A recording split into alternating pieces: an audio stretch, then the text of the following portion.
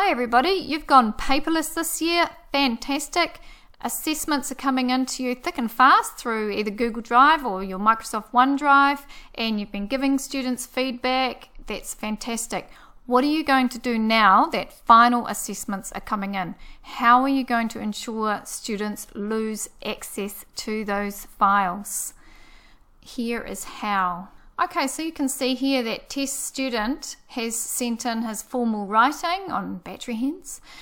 Fantastic stuff. I'll open the email and he's written me a little note here. You know you're my favorite teacher, don't you?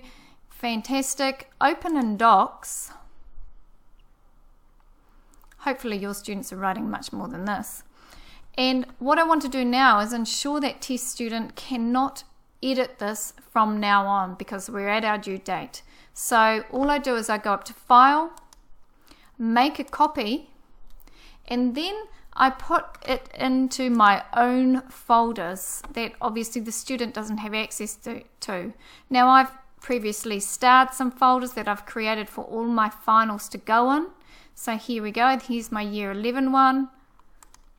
And now I just find that student. So who was it? It was Test Student. And I'm going to put that in Test Students folder. Okay.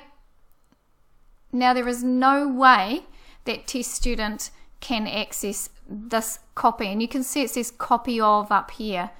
That is filed away with all my final assessments. From here I can mark the assessment and know that the student can't access that at all. Nice and safe.